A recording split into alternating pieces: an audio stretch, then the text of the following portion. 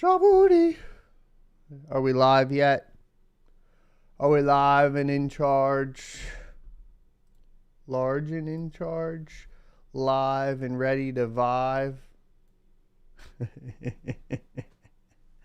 What's up, sons? It's Blind Run with Son of a Tech once again, and welcome to the Crypto Mining Morning Show. This is the first time we've ever been early, and that's because I have some doctor's appointments to get to today after the show, and the time slots were kind of messing with me. So we're doing an early show today. Luckily, we have enough of a buffer that we should be able to answer a bunch of questions, etc. at the end of the show. So if you have any questions surrounding cryptocurrency mining, etc., just save them till the end. Super chats are never required. The easiest to read for questions, though, and then at Son of a Tech for that. Today, we're going to be talking about the federal government. Well, not really. Yeah, sort of.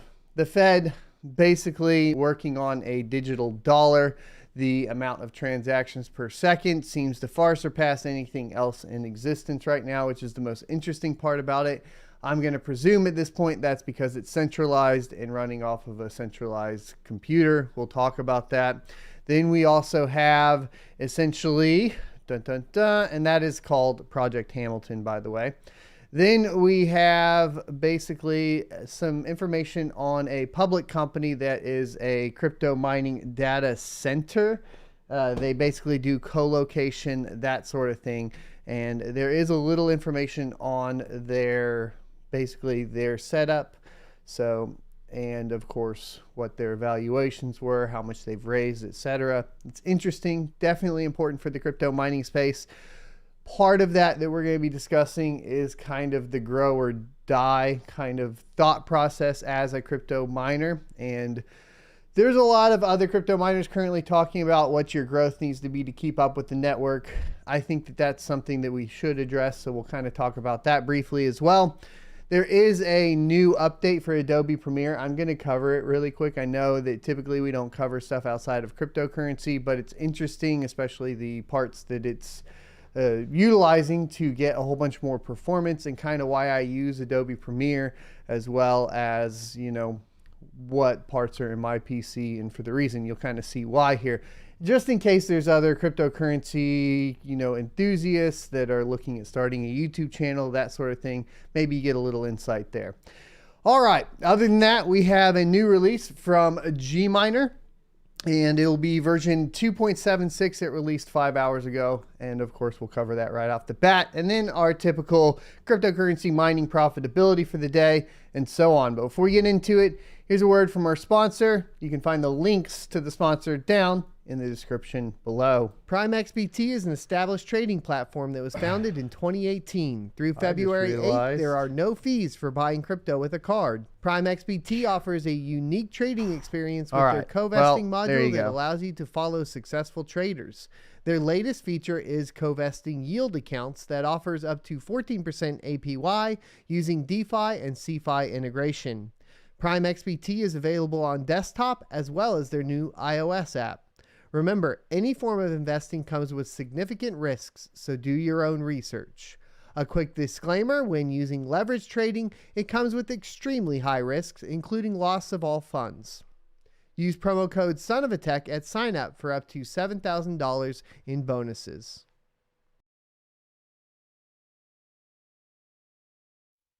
Oh, looks like there was an update to OBS that reset some stuff. Hopefully the rest of the screens will look good. If not, we'll just adjust them and do it live. We'll do it live. First things first, we're going to go ahead and hop into the latest release from Gminer and get the details over here. This is version 2.76. It released 5 hours ago on February 9th, 2022. And here are the results, I guess. Used DNS over HTTPS for domain name resolving. Used only SSL dev fee pools.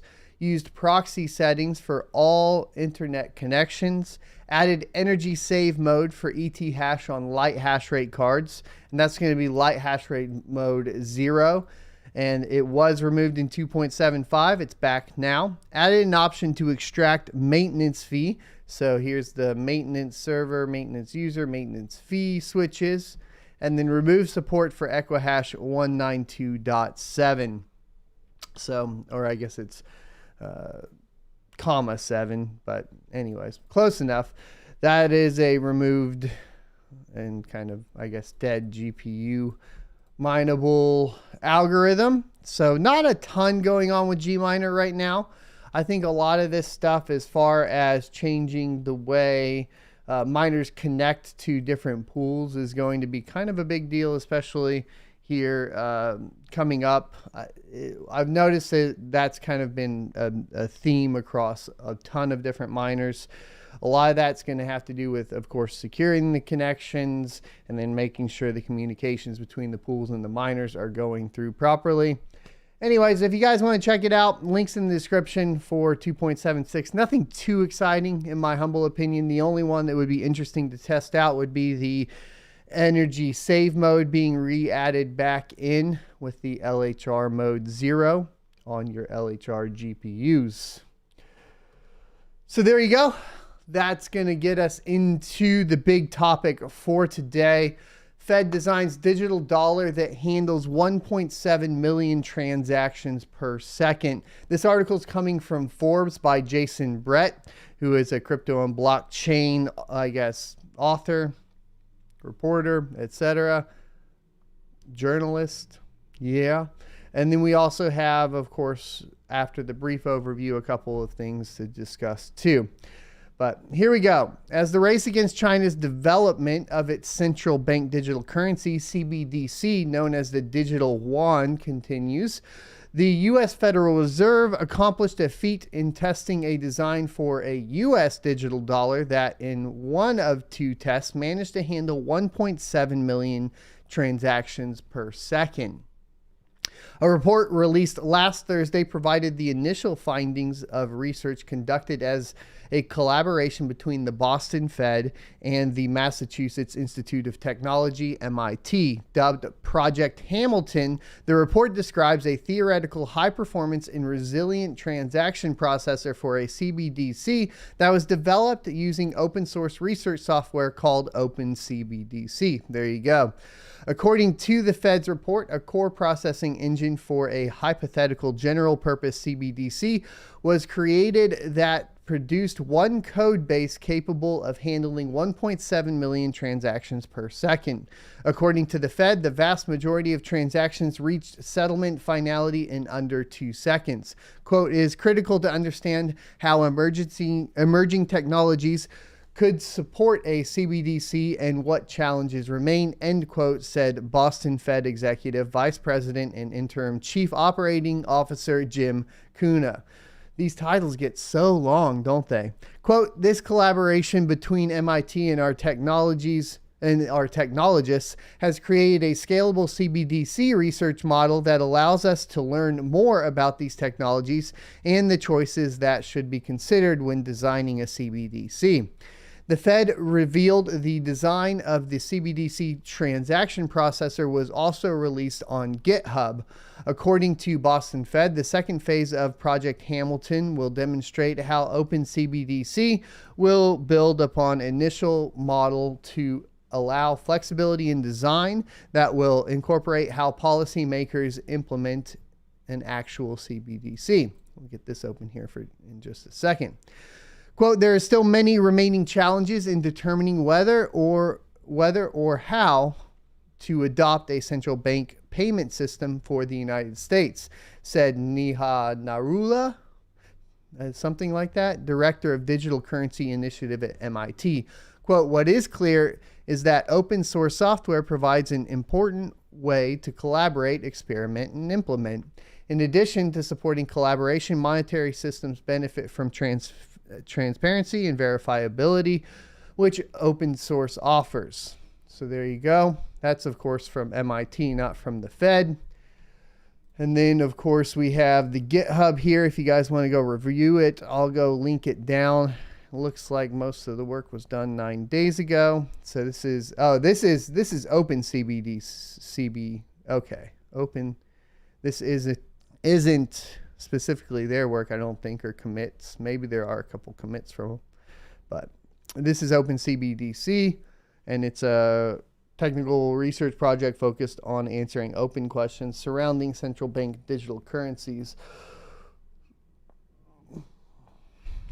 All right, so a couple big things. Also, you have basically here on the Federal Reserve Bank of Boston, the phase 1 of Project Hamilton, the executive summary, and basically the core design, what they learned about it, and what they're going to be doing in phase 2. So in phase 2 of Project Hamilton, the Boston Fed and MIT DCI will explore new functionality and alternate technical designs. Research topics may include cryptographic designs. We'll zoom in here for you guys. For privacy and auditability, programmability and smart contracts, offline payments, secure issuance and redemption, new use cases and access models, techniques for maintaining open access while protecting against denial of service attacks, and new tools for enacting policy. In addition, we hope to collaborate and explore these challenges with other technical contributors from a variety of backgrounds in the open source repository. Through the development and testing of its own custom software, Project Hamilton provides unique insight into the technical considerations and trade-offs involved with the development of a core processing engine for a CBDC. Project Hamilton's research and experimentation with fast, highly scalable, resilient, and secure technical architecture will supplement previous work by central banks, including policy and economic research. So there you go. That'll be phase 2, which is primarily, I guess, going to be focusing on probably auditability primarily, and then, of course, smart contracts, etc. So what does all of this mean? Well, first of all, I guess, we're going to be looking at a potential CBDC, blockchain-powered US dollar in the future. How far into the future, I couldn't tell you. Now, we could get into the discussion of if this is a good thing. What does that mean? What would a central bank digital currency for the United States mean in particular compared to, China as opposed to China? And one of the things that's concerning is if we're talking about like a central bank digital currency, is typically the idea there is that is completely controlled by whatever government developed it. The weird relationship that I have no idea how it will function would be between the banks and, of course, the government, right? Because if we're talking about something that can handle 1.7 million transactions per second, you would think everything would end up going through basically a single processing system, which would be controlled by the federal government, and banks wouldn't have a hand to play there. So I'm sure a lot's going to be going on because you can't just get rid of the banks. That's not going to happen. So it'll be interesting to see how this is implemented across, all of the banks and then through with the government as well. Another problem that we should discuss as well from the perspective of the individual is going to be, of course, the inflation issue. Right now, as we've seen, of course, typically the way the government operates is they can print, money printer go burr, increase inflation, decrease the value of the dollar, and thereby decreasing your savings, your 401ks, your retirement plans, and also at the same time increasing the price of everything you need to purchase, which makes it pretty much impossible for you to actually get out of whatever economic position you're currently in. And this is how we've ended up kind of in the position where we're at now, where the American dream is not near as strong as it typically has been in the past. And having basically a digital version of a currency makes it that much easier to go ahead and, of course, print money or put more into, of course, circulation, thereby making it easier to cause inflation, etc. I think there was even a quote from a couple different, I think it was the second richest man in Mexico, basically talking about how the U.S. is devaluing everything by printing so much money. I'll have to go get that quote for you guys. It was on Twitter, and it could just be one of those things where maybe it's not true. It was on Twitter. I saw it on the internet. You know what I mean? Sometimes you're like, it sounds right. it sounds right. So it does sound right, and it's something to talk about as far as that goes. As far as CBDCs go, I don't trust them personally. I don't think that this is the path to which we should aspire to as blockchain enthusiasts. If we once again go back to the principles of Bitcoin, we are talking about a peer-to-peer cashless system. Peer-to-peer meaning from me to you as an individual without the interference of a government or bank. Having the government run the blockchain doesn't resolve this core issue and definitely goes away from the fundamentals of blockchain. Therefore, that would be my reasoning against central bank digital currencies. Now, in argument 4, as a step towards, more acceptance of cryptocurrency in general, etc., there could be some positives behind central bank digital currencies, because if they're implemented and then they're implemented in a way which allows you to transact between the fiat currency through the central bank digital currency and of course your other cryptocurrency assets like Bitcoin, Ethereum, and whatnot through exchanges, it could make the process a lot easier to regulate and make it easier for the public to participate within, which then could of course drive, just the adoption of cryptocurrency up. I think once you drive that adoption up and then people are like, oh, I could either just hold Bitcoin here that has a supply cap and all of that, or I could hold the central bank digital currency, which we don't know when they're going to print and they can manipulate however they want, but it's easy enough for me to transfer to Bitcoin. Does that adoption rate go higher, and does it lean within the proper direction? I would assume it does. I put a lot of faith into, of course, people for making good decisions for themselves, and especially when it comes to freedom, privacy, security, all that sort of stuff. And I think that Bitcoin would be the answer once they kind of got into it. So there are some positives there. Of course, the other thing that could happen, like with China, is that essentially you end up with a situation where they say, oh, you don't need Bitcoin or any of those. Those are all outlawed for the people. But here you go. Here's our central bank digital currency. You can utilize this. Isn't it great? And it's like, no, if you're not going to allow me to participate in the rest of the ecosystem, it's not great. It's not any better than it was before. So there you go. That's kind of where we're at. As far as the 1.7 million transactions, that is something I wanted to show you guys too, which is pretty crazy. 1.7 million transactions per second is absolutely insane. If we looked at like transactions per second right now, I think this is all time for Bitcoin. What you're looking at, at the peak, you're looking at 490,000 transactions within a second. And that was on December 14th of 2017. If you guys don't remember, actually, that was right when we had the last super cycle pump, I suppose.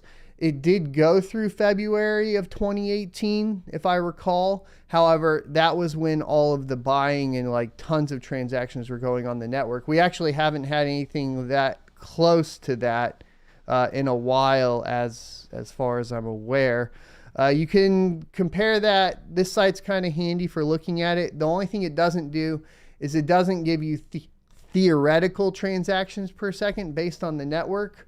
But what I wanted to see was kind of like where we're at with the most used. So if we looked at like Ethereum, for example, Ethereum has a lot more. I think it's the highest right now. Yeah. And on the May 9th of 2021, it had 1.7 million. And that is about what that is, which is where the interesting part is. So at the most, for Ethereum is kind of where you're at with, that was ever used on the network, is kind of where you're at with the digital dollar as much as it can handle theoretically. So what does that mean? Well, I think if you have the US dollar, which is the most used currency globally right now, I think pretty easily, and you convert that all into a digital system, we're going to see a lot more than 1.7 million transactions per second needed. I mean, Ethereum's pretty big, but it's not that big. It's not US dollar big as far as amount of transactions needed across it. So I think there's still quite a bit of a ways to go for MIT here and the Boston Federal Reserve. But that's about all the analysis I could get to today. Hopefully it was eye-opening. Maybe that will lead you into doing more research, and then we can all grow together and you can let me know what's going on. A quick offside topic here. I am a content creator. I saw this one. I actually am kind of selfishly doing this article because I wanted to read it. I didn't have time to read it before the show. It's super interesting. So this is coming from WCCF Tech. Adobe Premiere Pro 2020 or 22.2 boosts NVIDIA and Intel GPU performance in HEVC 10-bit encoding. Big time, it says. So let's get into it. Adobe has announced the latest versions of its Premiere Pro 22.2 software suite, which brings with it a range of enhancements and performance updates. The highlight of the updates is the brand new HEVC 10-bit video encoding using the 420 chroma subsampling, which, as per the software maker, offers a huge boost to performance on NVIDIA and Intel GPUs. In the performance comparisons published by Adobe, you can note that the Premiere Pro 22.2 version achieves over 4 times the performance improvement over the previous 22.1.1 version running on NVIDIA's Quadro RTX 5000 professional GPU. The difference is even bigger for the Intel GPUs, the Iris Xe integrated, which now feature an export time of just 88 milliseconds versus the 719 milliseconds. This is huge improvements. The improvements on the integrated GPU is absolutely insane too. Well, let's go ahead and look at some of these charts. So export time. Yeah, that's insane. Exports for 10-bit 420 HDR footage are now up to 10 times faster on Windows systems with Intel or NVIDIA GPUs, thanks to the new hardware encoding in Premiere Pro 22.2. In addition to that, the new version also brings newly GPU accelerated effects such as linear wipe and block dissolve. GPU processing means faster performance for these effects, smoother playback during editing, and faster rendering and exports. The new version also packs support for footage from the new Canon EOS R5C camera. There's also new speech-to-text offline mode, which allows for up to 3 times faster transcription in Intel, AMD, and Apple M1 systems. And then they got a new auto tone feature here. Uses new technology to apply intelligent color corrections. Ah, nice. Auto tone adjustments are reflected in the sliders. Sick. I could use some help there for sure. Anyways, so for my system in particular, because a lot of people ask this, I had recently already switched to the 12900K from Intel. Primarily because its performance in Windows 11 is much better than pretty much the previous system, which is actually back there on the test bench, the 5950X. It seems to have a lot less issues with like USB devices, etc. And then we put the 3090 back in, and I have noticed already quite a bit of an improvement when editing, clipping, that sort of stuff. My recommendation right now as a content creator, if you're doing like a custom PC build, would be to go with Intel and NVIDIA just because it works well. That's not to say that you can't do it with AMD, because we were on 5950X and 6900 XT.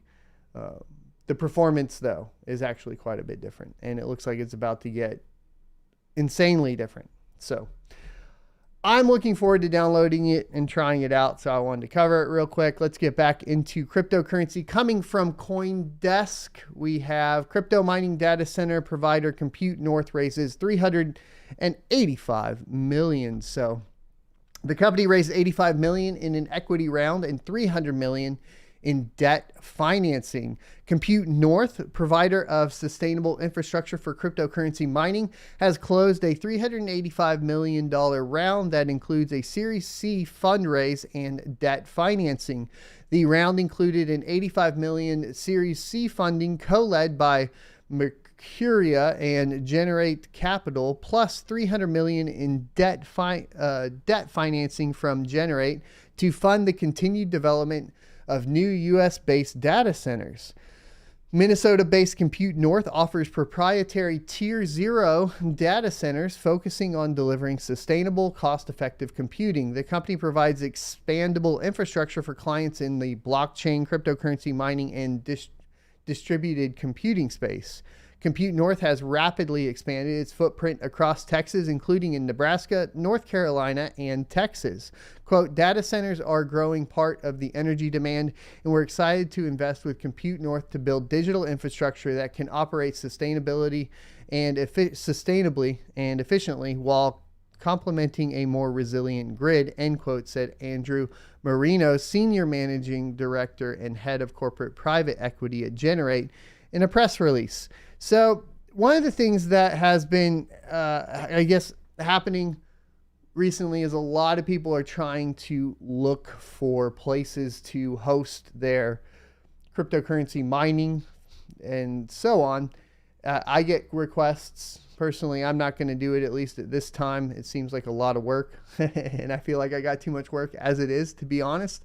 And then when we're looking at the amount of investment going into this infrastructure, it's insane. Part of the reason that this is kind of needed to a certain extent is they can kind of move around and find places with good power. They can probably negotiate better power costs, etc. And, you know, we've seen this with things like Compass Mining, etc. too. And there is a market for it. I just don't know that it goes in the direction of the fundamentals for cryptocurrency that I would prefer it move in, because at the end of the day, what you end up still having is a bit of a centralization problem, in my humble opinion, whereas I would hope that you would have a lot more miners at a smaller scale spread out, as opposed to a whole bunch of miners in a single unit, you know, processing the data.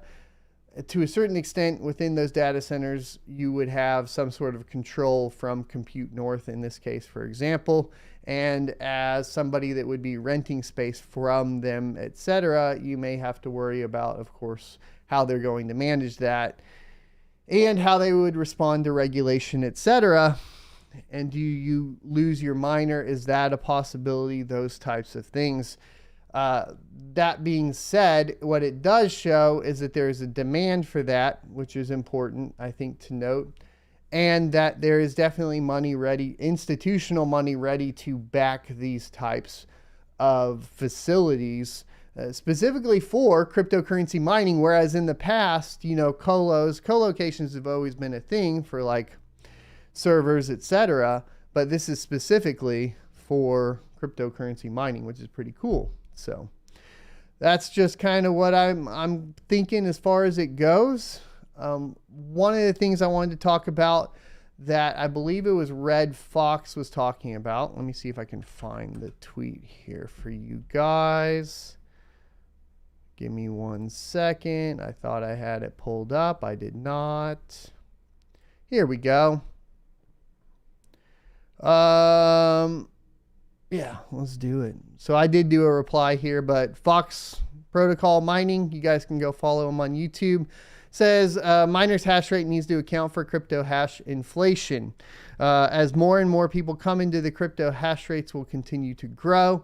If you're not adding about 2% is what he's determined. I don't know where this number is coming from a month. You'll never get ahead or keep up. And he's saying personally he needs to add 80 to 100 solutions a second monthly. That would be, I assume that he's making these numbers off of Flux in particular. I don't see a sheet yet necessarily with numbers that he's posted, but he brings up a good point. So the general premise is correct here. And what is that general premise? The general premise is the hash rate on any given coin is going to continue to go up, which means the difficulty is going to continue to go up. So as a crypto miner, and we've talked about this with crypto mining discipline in the past, and you can go check those videos out. As a miner, you need to be increasing your hash rate to compensate for, of course, the difficulty on the network. Problem is everybody's going to be doing that. So I think it's more of an exponential problem than a flat 2%. Now that's how I would feel about it. I think that the calculations are a little bit more difficult. Here's what I can tell you. And this is just kind of an easier way to calculate it out. And it could fail, right? So here's the other problem, is that we could still not do enough. But you should just stay as disciplined as possible with your cryptocurrency mining profits and reinvest it into your farm as much as possible. That means that basically, from our perspective, as I say our perspective. So from my perspective, we'll just say that from my perspective, not taking out loans and trying to grow a cryptocurrency mining business means that I have to take the revenue and reinvest it into the farm. And I'm going to do that as hard as I can. And that's the difference between like the 2%, which is giving us a solid flat number, and the way I would approach it personally. Now, in addition to that, right, we have the problem of that exponential growth of difficulty on the network, or any given network, right, which is going to be decreasing your profits. Is there a point at where that accelerates what you're able to keep reinvesting in? Hopefully you were in early enough to where the answer to that is no, right? But it is the potential there to still be a problem. For example, on my farm right now, one of the issues we had in January is for a majority of the month, we were down to about $200 a day, which means we really only cleared in revenue, in profit, right? I'll say profit, but spendable currency compared to fixed costs, because it's not profit if I'm purchasing more equipment, to be clear. But that was only about $3,000. That's not going to get me up to expanding as much as I need to compensate for the amount of difficulty that has gone onto the ETH network. Now, my personal strategy, we've talked about this. I am moving into ASICs for about the next 20 to 30 kilowatts, I think somewhere in between there. And then we're going to start doing 50-50 up and up. Specifically, I'm doing Bitcoin ASICs, which is the lower realm of profitable ASIC miners. The reasoning behind that is the longevity of Bitcoin mining, in my opinion, seems to be a little bit better. Now, one of the ways that we're going to be doing this is basically getting some testing equipment from BT miners and reviewing those. We actually have a coin miner on the way, the 98 terahash model. We'll be reviewing it on the channel. The way I swung that, complete transparency, was I didn't want to pay up front, and they were already a sponsor on the channel, so I traded ads for a cryptocurrency miner. Complete transparency. We will still review the miner, its return on investment, its power costs, and that will all be completely upfront. You can't fudge the numbers. They'll be there. There will be no favoritism or anything given, especially since I have to put in actually quite a bit of work to even get this, which we can discuss, I guess, in another video if you guys want to know how I handle all that. But it is quite a bit of work. But full transparency, we do have one on the way. That's how we got it. I'm pretty excited. We'll have one, and then I'll be trying to build up to more as well. So let's talk about mining profitability. I have not moved over.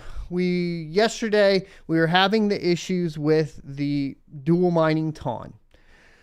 Unfortunately, I didn't have time to apply the update for LLL Miner version 1.44 across the entire farm.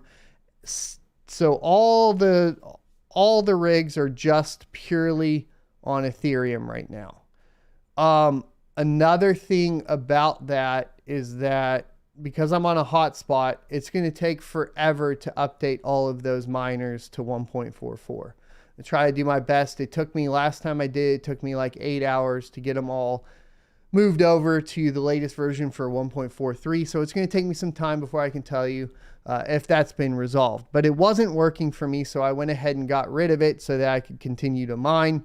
As you can see here, current effective 5.37 gigahash a second, 24-hour average 5.43, reported it's 5.77 right now. And that is resulting in 249 US dollars. So we are settling in a pretty good deal there as far as US dollar point of view. That being said, it's disappointing on the ETH side. We're only at 0.078 ETH per day right now. And I'm hoping that will go back up, but that does go to the point that Fox Protocol Mining was making, which is you got to be increasing your hash rate, and currently I am not. So this is where we're at. We're falling behind on the amount of ETH. That's about 0.2 lower than our average. And I don't know. I'm a little disappointed with the amount of ETH we're getting right now. I have a couple cards that are down that I'm going to try to compensate for, get them back up and running. They have fan issues, and then hopefully that'll help add some hash to the network as well. But as far as ETH pricing goes, we're looking good. Things are on the way, tick back up.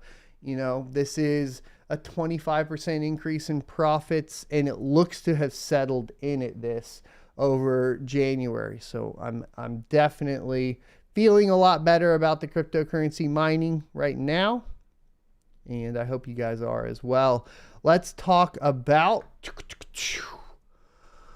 profitability on individual cards. RTX 3090, $4.44 on Ethereum. Let's go ahead and fix the Zell hash to get this in properly, right? 110. Calculate that back out. If we go down, Zell hash is in second at $3.18. Look at this pump in Ethereum Classic, $2.60. This can quite possibly be the savior for the Polaris GPUs that we talk about coming off of Ethereum during the merge. Ryo, $2.54. Conflux, $2.35 after 10 cents a kilowatt hour. Cortex, $2.48. Ergo, $2.52. Z Classic, oddly enough, $2.37. Ravencoin pretty far down here at 209. Firo right above it at 214. That's the RTX 3090. Let's look at the 2080 Ti and see how it looks for, of course, the Flux, because that's what we're usually interested in. Calculate that out. Flux is in first on the 2080 Ti right now at $2.11 a day. ETH in second at $2.07 a day. Cortex in third at $1.83. And then, of course, if we scroll down, we got our Conflux at 142, our Ravencoin at 142. This Z Classic, which is interesting that it's pumping again. Let's go ahead and look at the Polaris GPUs. It's Ethereum Classic, you are our last hope. All right. Ethereum, $1.07 a day. Firo actually kind of in second for revenue, but not really after power. Ethereum Classic is in second at 59 cents a day. And then Firo at 56 cents a day. You're still looking at, a 50% drop in profitability from Ethereum to Ethereum Classic on Polaris GPUs. I can't imagine the Polaris GPUs are going to hold much value after the merge for Ethereum. That's how I feel about it. So there you go. Let's go ahead and get into mining pool stats and look and see if there's any huge changes in difficulty or anything along those lines, or hash rate. Looks like we're still the same on Bitcoin. Let's go ahead and get into Ethereum. We're just going to blast through these because I don't think there's much of a change. I would assume, yep, still sitting over 1 petahash a second on Ethereum with a rising difficulty. We kind of already had that kind of feeling about it. Let's take a look at Flux.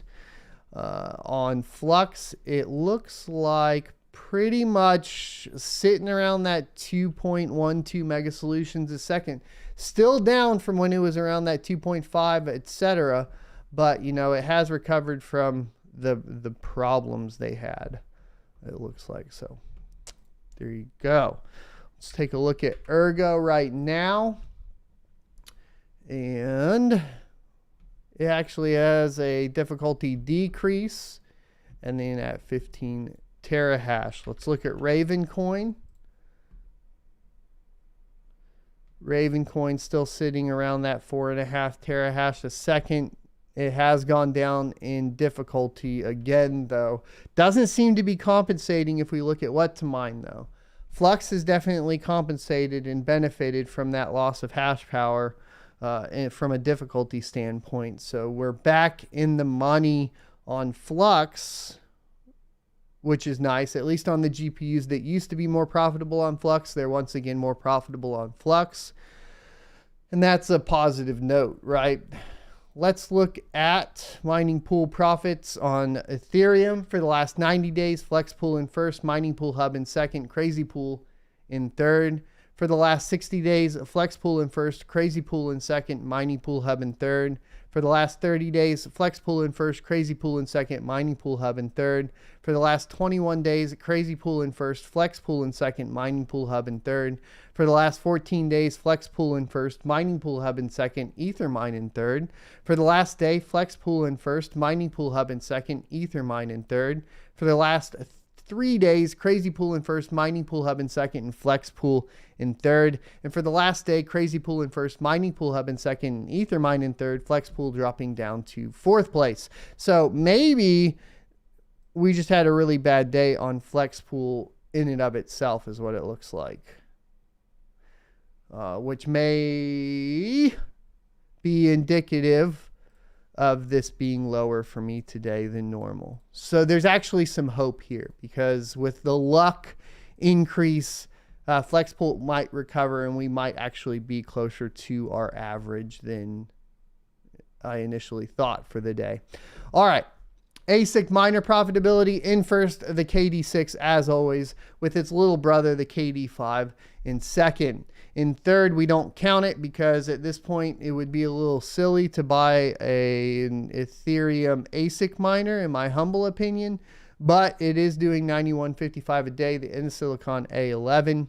Antminer L7, which is going to be your Dogecoin, Litecoin script miner, along with other things, 65 on NiceHash, 70 on Mining Rig Rentals.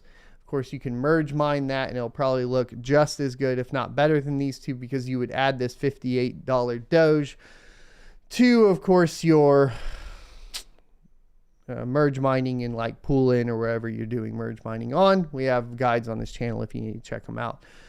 Gold Shell KD2, $41. These Cadena miners are just killing it, still killing it. Antminer D7, around $40 a day. That's going to be Dash. IB Link, still doing really good. A10 is going to be Ethereum. Let's look at the S19 Pro. Unfortunately, still down around that $18 a day. And $15 a day on Bitcoin. So the miner we picked up over here is this Coin Miner. And it should be this C16 Pro, 98 terahash a second. And it'll probably take a couple weeks to get in. So stay tuned. If you're interested in that review, hit the notification bell, all that. We will be getting it to you. Boom. All righty. So we're going to get into questions and answers today. I know as far as viewership, we're down because of the different time. I probably should have announced it a little bit sooner. Apologies, my bad. Let me sit down here.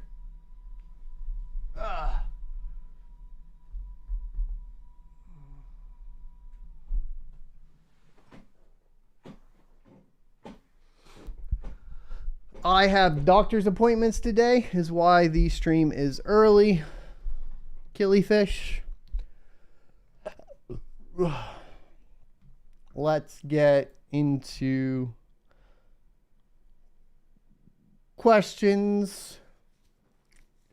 Jordan Azule says, for the $5, thank you. He says, thanks for all the great info. Glad it helped. And he says, my rig is chugging away. Average 390 mega hash a second. There you go, bro. Congratulations. And Andreas 11G says Asamatech TON hash rate increased from 1120 terahash yesterday to 1372 terahash today. That's pretty insane. It may even be advantageous for some people to go to Aliphium, especially in geographical locations where they can liquidate easy on gate.io. Just a couple ideas. Make sure you tag @SonOfATech with your questions. We do have Fortuitous G saying that 1.44 does work great. No load average critical mem errors that you had before. That's good to hear. I was good for a couple days and then it all just started taking a poop real quick. So what I'm going to do is start incrementally updating the miners, I guess, to 1.44. Well, you know, if something wasn't wrong with Hive OS, which appears to be the case there. Bow, bow, bow. So that sucks. Detroit Iris says, Asamatech YouTube isn't always notifying me with the bell dinged. You know, that happens. And also we've had a couple, I guess, controversial points of view when talking about individual rights, etc. That does put us a little bit lower on that algorithm. And I think that's just kind of the case. I noticed that that's a problem. It'd be a lot easier if we were just pro gung-ho, you know, hey, daddy government, get involved and, you know, protect me from these bad crypto scams. If we were more like that and then just selling you coins all day, we probably get pushed a little bit higher on the priority list, if I'm being honest. And you can see that too, right? Like if we do a big video like the solo flux blocks, stuff like that, it is what it is. Pearl Rival says, can you show how to fill out the JSON file for LOL miner? No. I don't have anything hooked up to do that right now. Sorry. All you got to do though is in the top, just change the pool and the mining address. If you just go watch pretty much any of my how to mine videos, I think even the Ethereum one, it covers it. ERT Ted says, Asamatech, did you cover the feds getting back billions in Bitcoin yesterday? I heard about it. I didn't cover it. I only saw a tweet and I didn't really understand what it was. Let's see.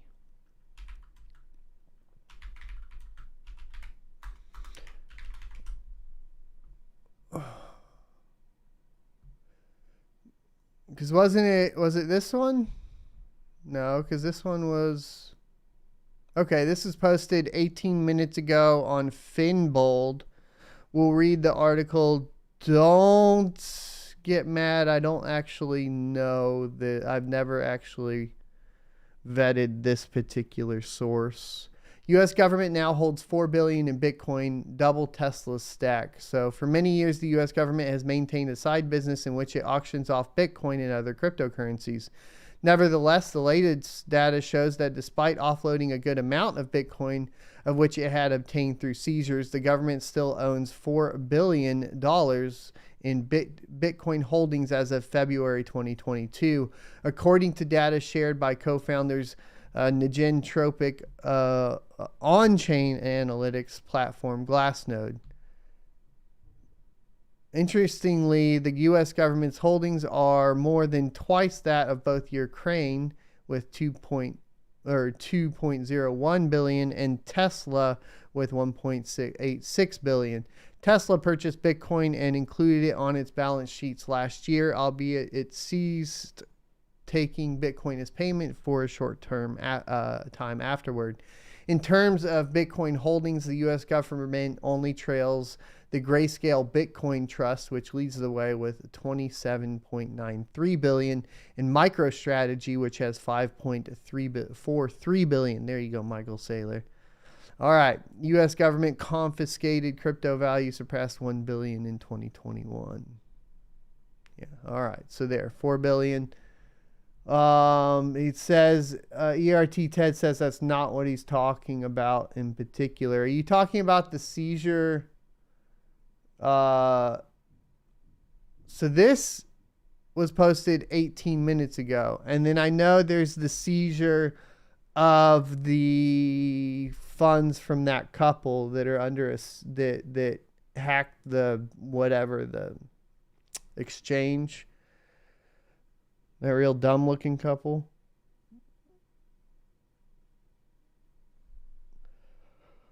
I didn't know they seized it already. Did they seize it right out of the exchange? That's so weird. Like, how do you...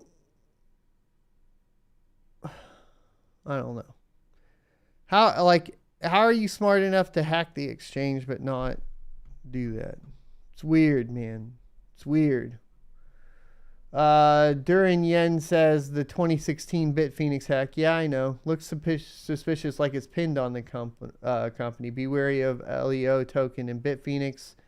You know, there's no proof of that, so I don't want to say too much of it on the stream without like evidence, Durin. Toby says that son of a tech. Do you expanding the farm right now or wait for bear or dip? I am expanding the farm with ASICs, but I'm also at a point where I'm kind of out of power. So the general consensus that the couple that performed the hack for Bitfinex is not smart enough to perform the hack, I think is valid if you consider the fact that they didn't really move. Like, it should, like, if you're going to perform that hack, I would assume you know how to make that cryptocurrency unrecoverable.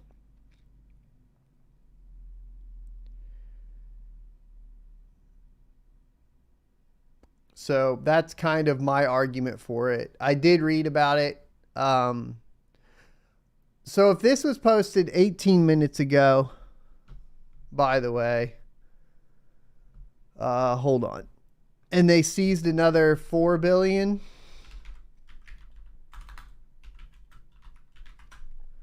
Is that right? 3.6 billion. 3.6 billion.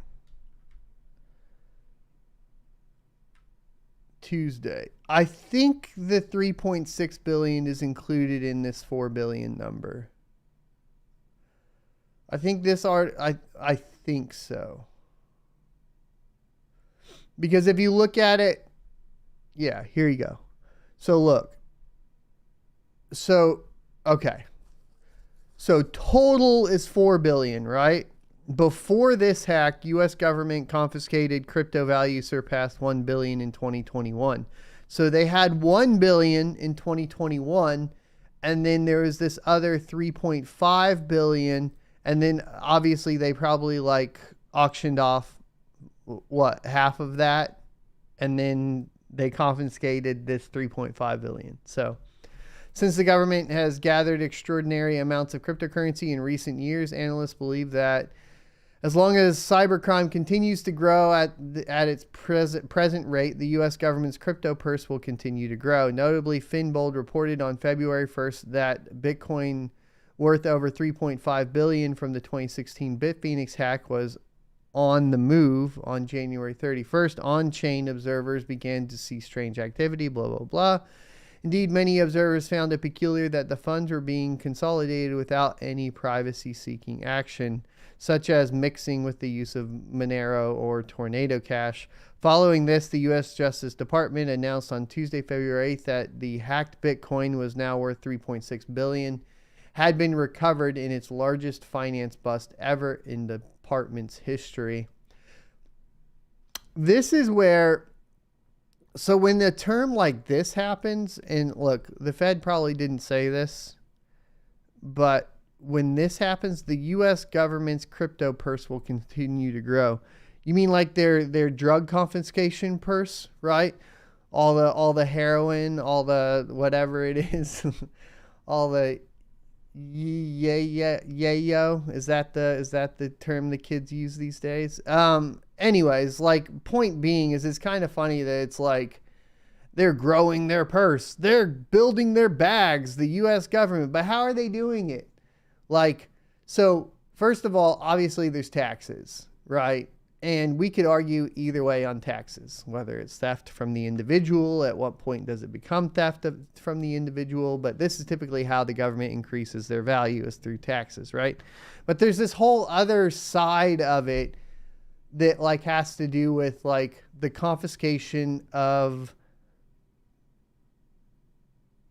assets via crime, right? That seems to be a little bit like murky. Like, shouldn't that be like burned or given back to the exchange? What happens there, right? And it's kind of weird that that phrase is in there where it's like they're going to continue to grow their crypto bags. Ugh. I don't like it, man. I don't like it.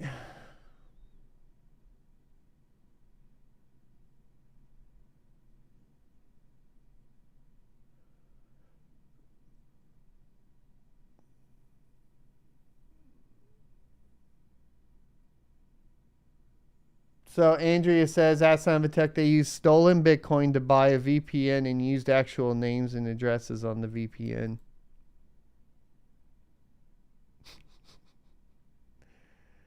And they're stored in cloud accounts with keys.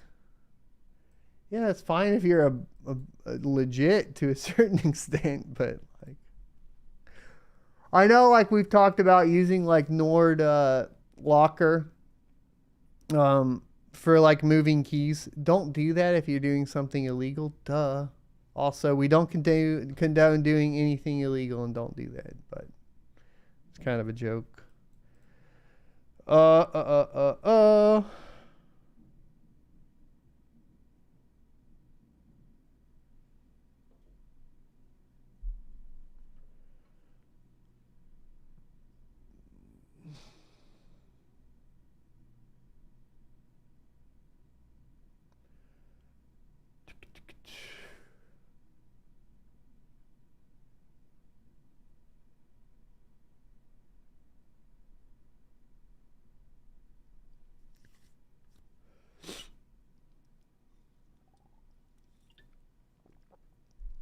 All right, do we got any more questions for the day?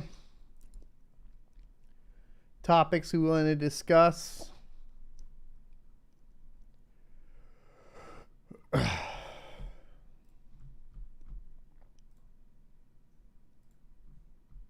think I pretty much wrapped that up. I was going to try to get into my Hive OS. I'm not very successful at getting into here, though. There we go. I'm gonna try this. I am absolutely terrified that this doesn't work, and I take down all my whole farm, but we're gonna edit. We're gonna set up miner config, and we're gonna go to 1.44, apply and update all workers. All right, so my farm's probably going to be down for most of the day as this updates all of the miners to 1.44.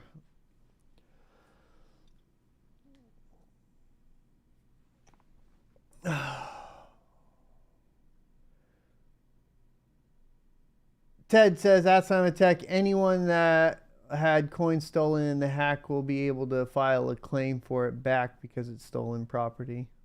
That's probably makes sense.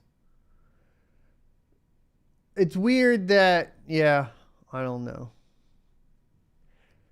I wonder what the 4 billion here, or the not the 4 billion. Yeah, the 4 billion. Because it says like most, so data shows that despite offloading a good amount of the Bitcoin which it obtained through seizures, the government still owns 4 billion in Bitcoin. But is that pending? I guess that would be my question, right? Is that pending? They make it sound like this isn't like in evidence, right? Because if in evidence in an active case, then the government doesn't really own it. So this seems separate to me. James PT says, ask Tech 3060 light hash rate for 670 or 3070 light hash rate for 870. Go do the numbers on what to mine, my dude. Like, all you gotta do is like pop in and run it, right? If you did a 3070 light hash rate and calculate that out, $1.64 a day on Ethereum compared to a 3070 light hash rate or a 3060 light hash rate. That's $1.25. Then you just open a calculator and divide the price of the GPU by what your revenue would be based on your power cost, and you see which one has the better ROI. Bam.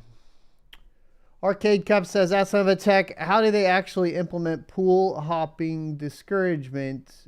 Do you not reap the rare high block reward if you don't submit a share? You get less shares. You essentially get less shares. Rubber Side Up says, outside tech, I put on 1.44 on a small rig on NVIDIA. Shell seems to be working well without needing to change anything. Okay. Let's see. Is that CO by CBL? I don't know. Says, Son of a Tech, is there a way you can flash the BIOS on the RTX light hash rate? You can always flash like the BIOS specifically for that card back onto it, but not another BIOS.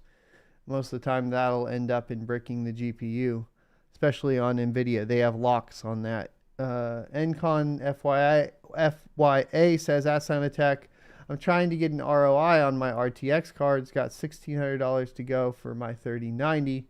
Should I stick to ETH before 2.0, or is there something else you should try mining? Probably stick to ETH.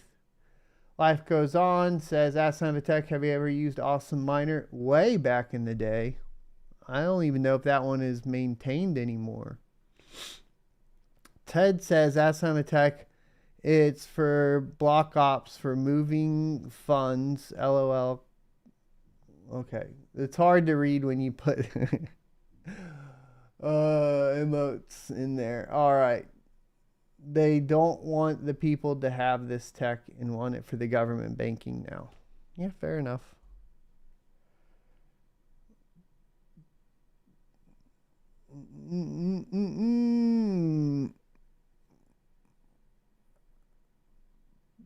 Boder Gabor, I don't know. Sorry, I can't pronounce your name. Says, Son of a Tech, are solo mining, am I solo mining any coin? No. NVIDIA is the future of GPU when ETH leaves. Not AMD and Intel will take second place. What do you think? I think Intel will be extremely good for mining.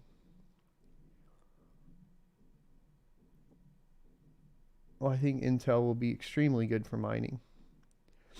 AMD is going to be dependent on how they decide to redo this next design, which it looks to be focused on core heavy applications.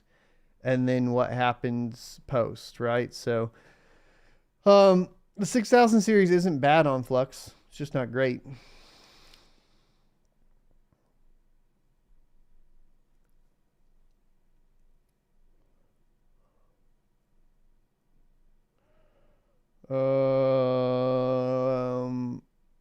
Pearl, I guess maybe I don't know what you want. You want to change all the... See, like... All right. For the core clocks and the memory clocks and all that, I typically do all that through the overclocking software.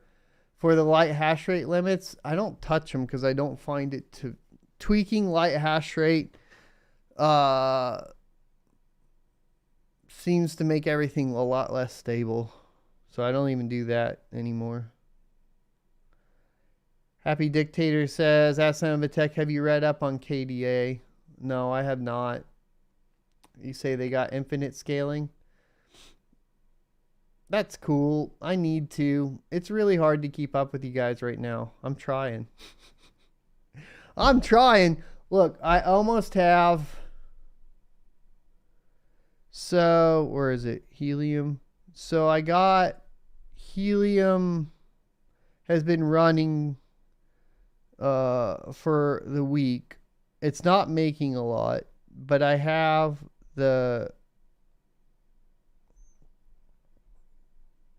I do have the antennas on the way. And I think I'm just going to wait for the review till the antennas. Like right now, we're only doing like, I don't know, it's hard to calculate. Like yesterday we only did 8 cents. It's like 8 cents a day.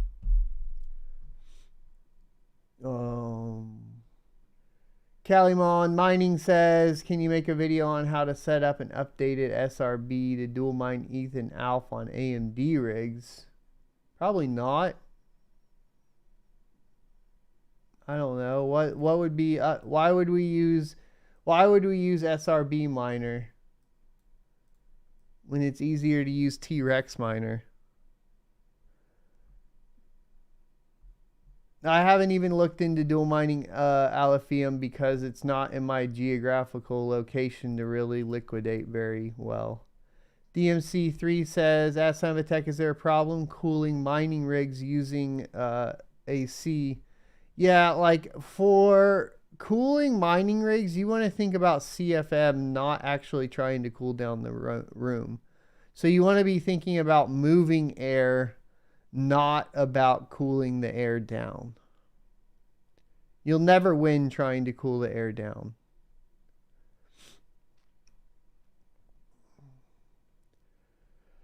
Sai says, please do dual coin mining for the 2070 Super. It's no different than the configuration for the dual coin mining for anything else. Just use the same configuration. And then I already showed in the video where you can go to get the overclocks for it.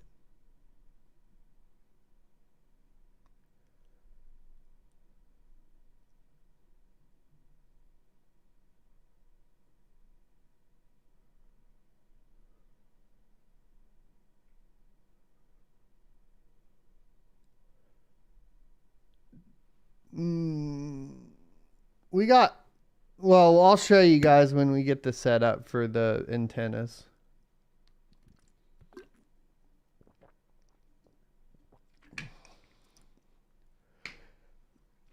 Should you buy, says PDUs aren't available in my country except cheap plastic ones. What alternatives should I look at?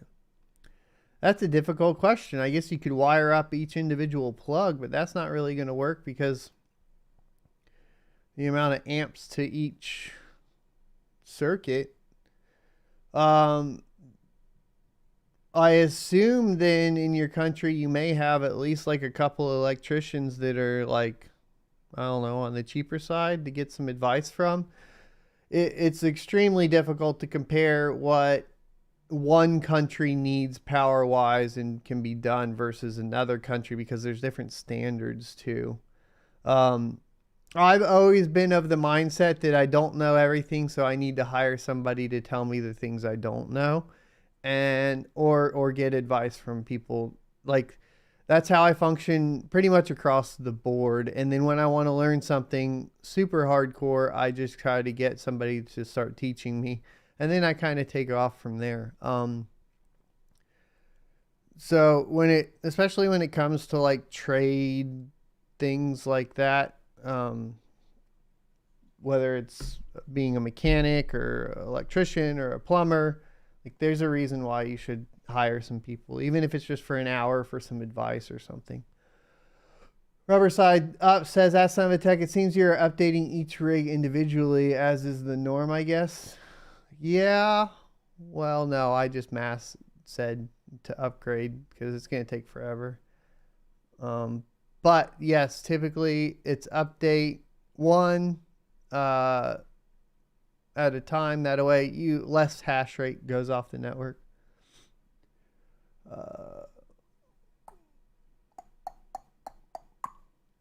Juan says, are you still farming chia?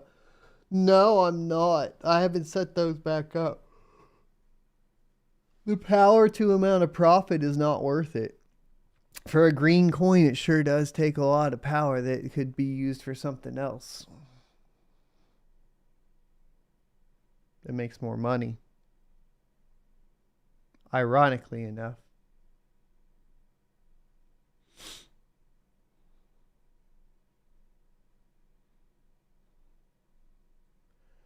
Arcade Cup says, do you think PDUs are overkill? Power supply should have enough protection in them. That's not really the issue.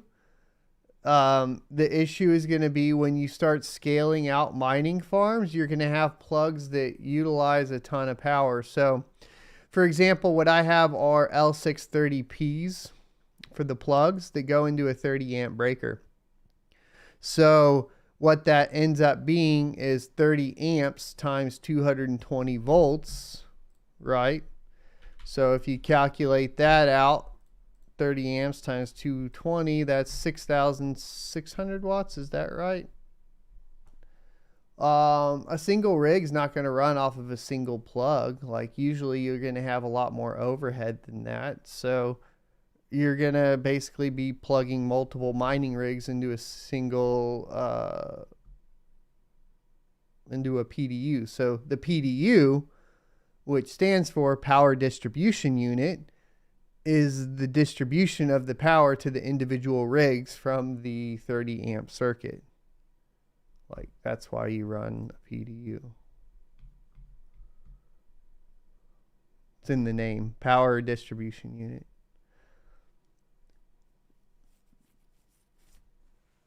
Gandalf Gray says, that's not a tech noob question. Why do I not hear about more people using NB miner? The LHR unlock seems to be very stable.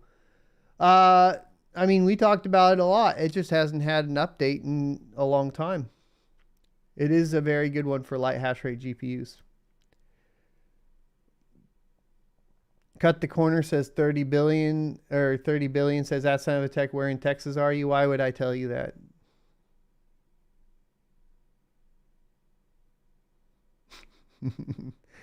Lanchin says, for Hive OS, does the new motherboard need a Windows image installed? No. Happy Dictator says, are you spec mining anything else on a smaller scale? No. Nope. I mean, I guess technically everything that I've mined or I am currently mining, we've talked about. I have like 3 mini miners from Gold Shell. So there's Handshake in there. There's Library, and then Doge, and then I have a Doge ASIC. I do have a Z15, but it's not profitable on anything. So I haven't been running it. Or not a Z15. What's it called? A Z9 Mini. Yeah, Z9 Mini. Unprofitable on pretty much everything except for, I think, Pirate Coin.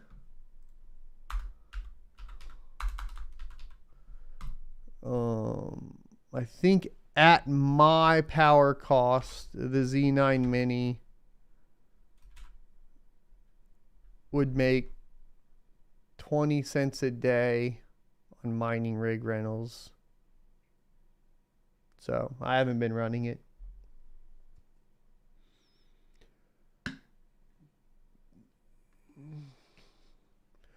Oh, and then as far as protections, what I wanted to mention as well is you should put in a,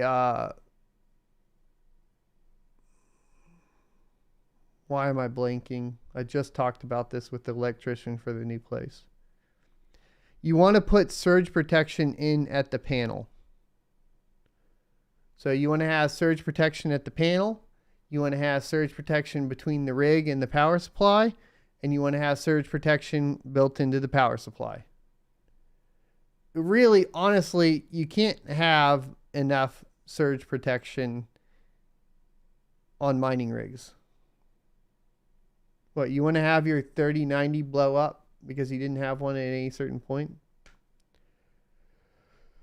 That's not a good idea.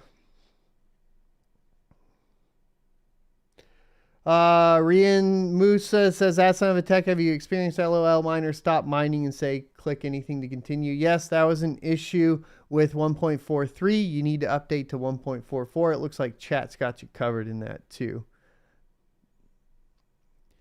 Pay Me in Crypto says, Ask Son of a Tech, have you explored putting your GPUs up for rendering machine learning to get paid? No, I have in the past, like folding at home stuff, but that's about it.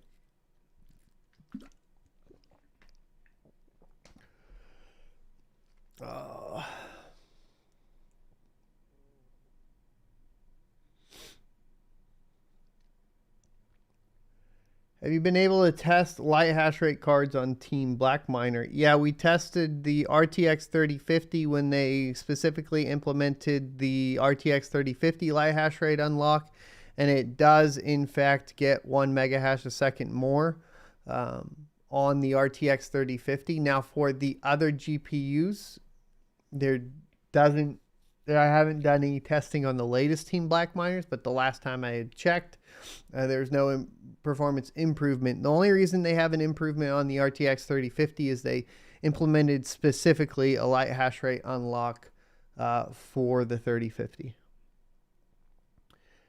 For EMH says, Ask Tech, could you do a video on network security? I've always thought about it. I feel like I'd want to get somebody better at networking than me to go over it with y'all. Right now, like, we're just open on a hotspot because it's always changing IPs. And I'll definitely be talking about networking more when we get our hard line in. And then, of course, the way the channel functions is that outside of the Crypto Mining Morning Show, the primary thing that I do is just keep working on things in crypto and whatever interests me.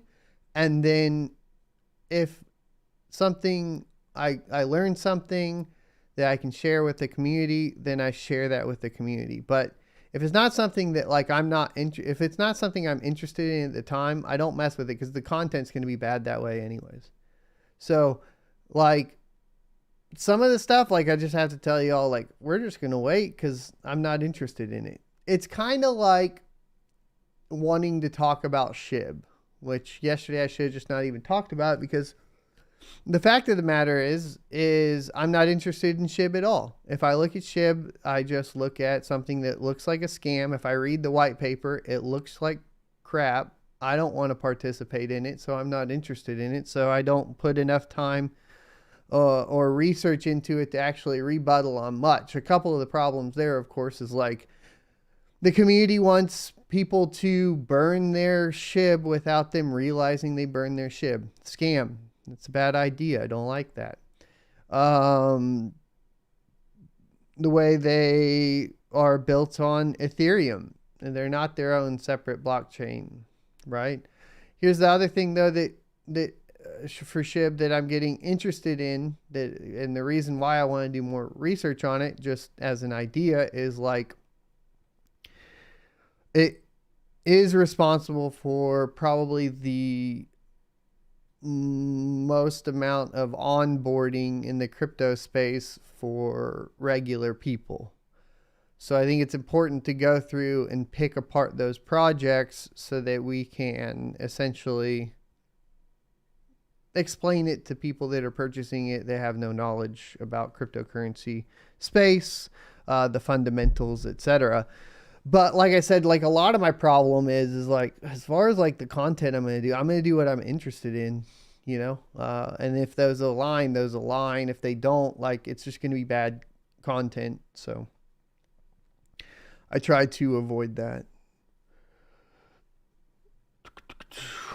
And then I do it as I'm doing it, right? So the network stuff, it's going to happen. So I'm going to learn some stuff there, and then I'm going to share whatever I learned with you all, right?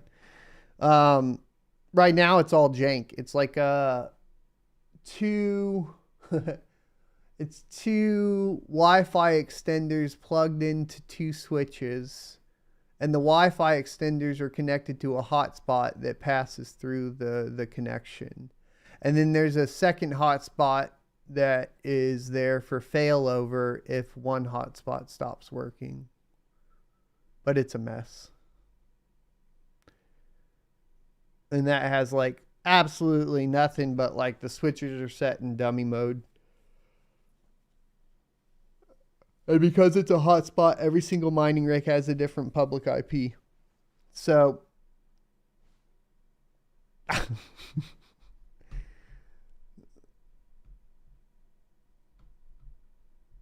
for Flex, are you using Mini Z or G Miner? Mini Z is much better than G Miner.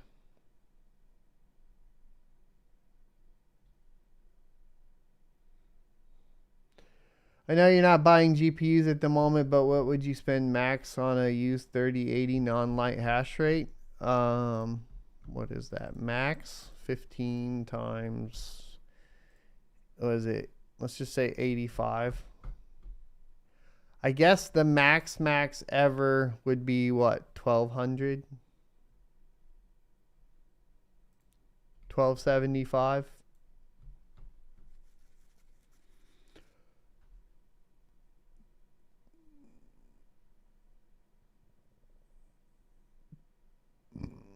Gerardo says, is the power surge protection only for light? It's for any power surges. What if someone hits your transformer with a truck? There's lots of reasons to have surge protection. Lightning storms, of course, being one of them. Detroit Iris says, when you do your flex video, are you going to do it with a VPN or the servers you own? Oh, you mean a VPS, not a VPN? You're killing me here, bro. Yeah, so obviously, like what I want to have set up eventually is I have to get my rigs configured. Actually, I have to go to the doctor soon, but I have to get the rigs configured, and I got to go like right now. Okay, hold on. So I'll say this, and then I got to go. I got to get the internet installed. Once the internet is installed, my rack will get installed. Once my rack is installed, we will be doing a full data center setup with failover, etc., servers all stood up with my entire virtual environment, and the nodes will go on that hardware. And right now I have two 720 XDs. They're older, but they'll be fine for a majority of what we need to do. And then I have two DL580s. So it'll be golden. I got to go, guys. Thanks everybody for hanging out. I got to get to the doctor. I don't want to be late. And I will catch you guys next time. Be sure to hit the like, comment, subscribe down below. And I will see you next Tuesday. I'd go to a miner, but it's not up.